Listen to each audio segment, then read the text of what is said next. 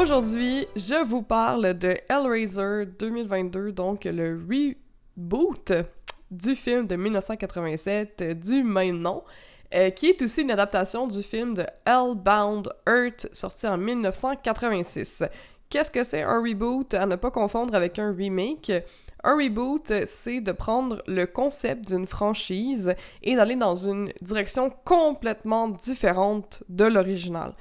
Par exemple, dans ce film-là, on va suivre le personnage, j'ai son nom ici, de Riley, qui est une personne qui a des dépendances à plusieurs drogues, qui est en train de s'en sortir, si on veut, et mais qui, avec son partenaire, va cambrioler un genre d'entrepôt désaffecté pour trouver le fameux cube puzzle. Si vous avez jamais regardé Hellraiser, vous devez peut-être vous demander c'est quoi l'histoire d'un cube puzzle, là. Dans le fond, le cube puzzle, c'est un genre de clé vers l'enfer qui fait, en fait, appel à des Cénobites qui sont des créatures mi-anges, mi-démons, si on veut, au service de Léviathan, le dieu du mal. Oui, c'est ce genre de film-là qui vont apparaître puis emmener la personne qui a ouvert le cube vers l'enfer pour lui faire subir les plus atroces douleurs ou les plus grands plaisirs que l'humain peut ressentir.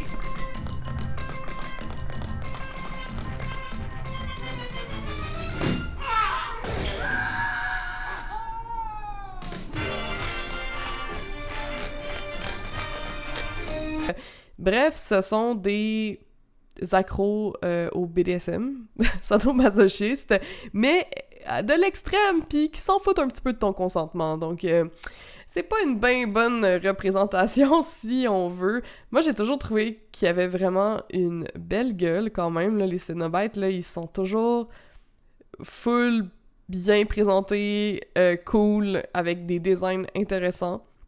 C'est le cas aussi dans ce film-là. Là, je vais continuer le synopsis que j'ai arrêté. Donc là, Riley puis son copain, ils vont voler le cube puzzle.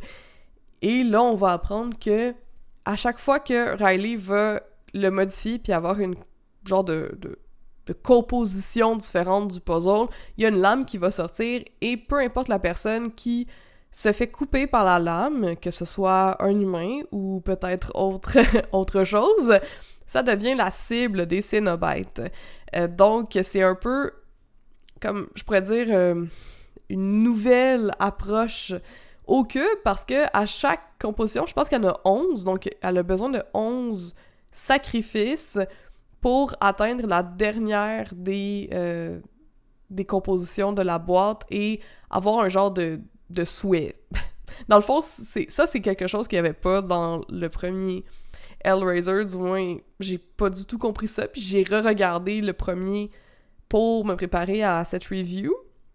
Puis ben non, là, il y avait pas ça, c'était juste que tu faisais le cube, puis là, les Cénobites, ils débarquaient, puis t'emmenaient en enfer.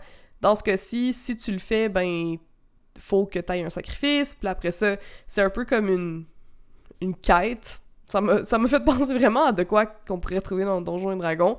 Faut qu'elle sacrifie 11 personnes pour avoir droit à un souhait. Mais on va voir que sacrifier 11 personnes, c'est peut-être pas quelque chose qu'elle souhaitait, mais elle ne peut pas arrêter les Cénobites, la force un peu à le faire. Je vous en dis pas plus. C'est vraiment un bon film.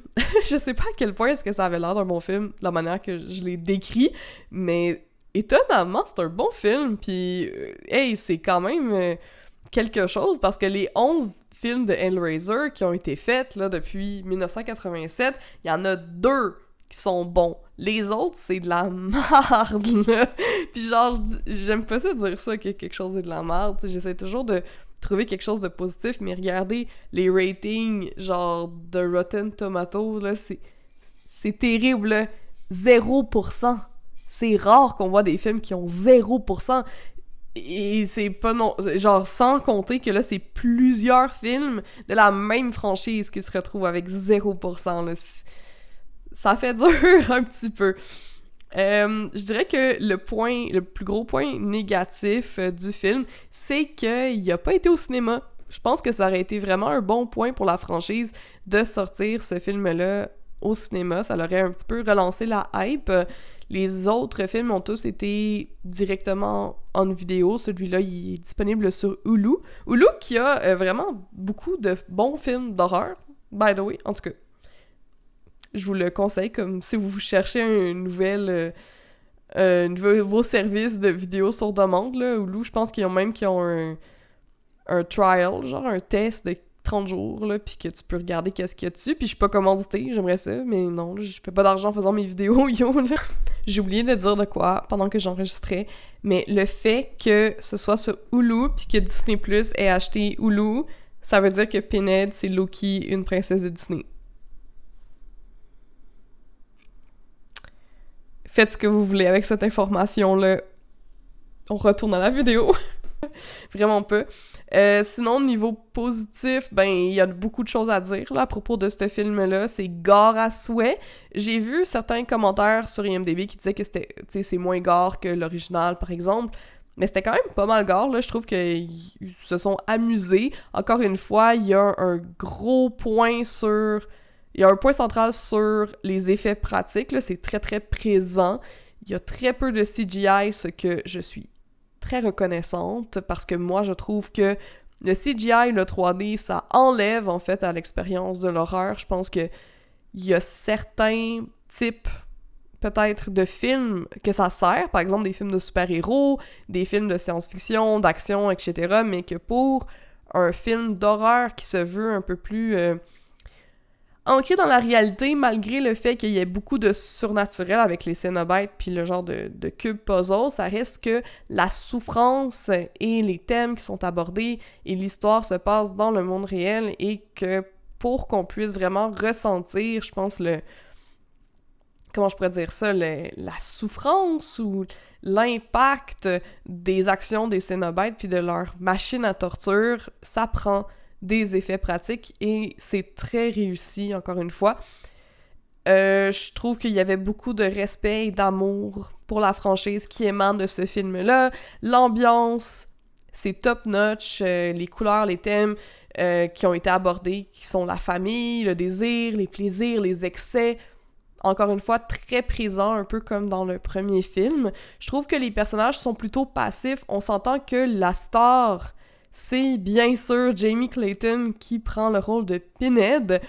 J'étais un peu inquiète quand j'ai su que c'était pas le même acteur qui allait reprendre son rôle, parce que c'est toujours le même acteur qui faisait Pinhead dans les autres films. Cette fois-ci, c'est une actrice, Jamie Clayton, puis hey, c'est une nouvelle tueuse, puis je suis vraiment contente. Girl Power, esti, elle l'a vraiment bien. Je trouve qu'elle emmène une... comment je pourrais dire ça?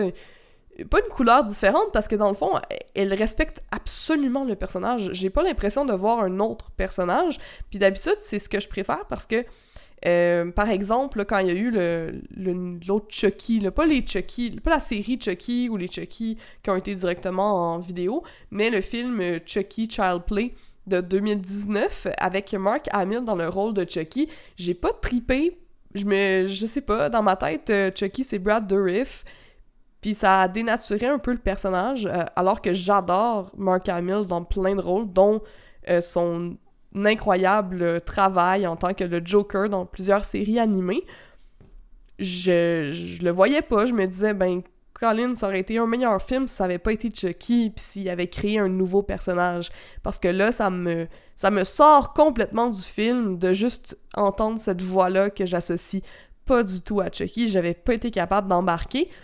Jamie Clayton, on n'a pas ce problème-là avec elle. Je pense que le côté hétéral, vraiment particulier de Pinhead, le fait que ce soit une créature de l'au-delà, qui n'est pas vraiment un personnage, mais plutôt une présence, tu sais, on s'en fout un peu là, du personnage en tant que tel. Je sais que dans certains films, on apprend à connaître son passé, mais c'est pas important dans ce film-là, ni dans le premier. C'est juste une présence incroyablement imposante, effrayante, mais d'un certain dans un certain sens, attirante, puis je pense qu'elle va vraiment chercher tout ça avec sa voix qui est très androgyne, très rauque, et sa performance en général. Qu'est-ce que je pourrais dire d'autre? Ben, clairement, c'était un vent de fraîcheur dont la franchise avait besoin. J'ai hâte de voir la suite. Puis je lui donne une bonne note là, de 4 étoiles sur 5 sur Letterboxd. Fait que merci beaucoup d'avoir regardé la vidéo. Je vous conseille fortement ce film-là pour vos visionnements d'Halloween. Et on se revoit très bientôt pour d'autres vidéos parce que là, j'ai plus de temps pour en faire. Fait que là, je suis bien contente. Bye!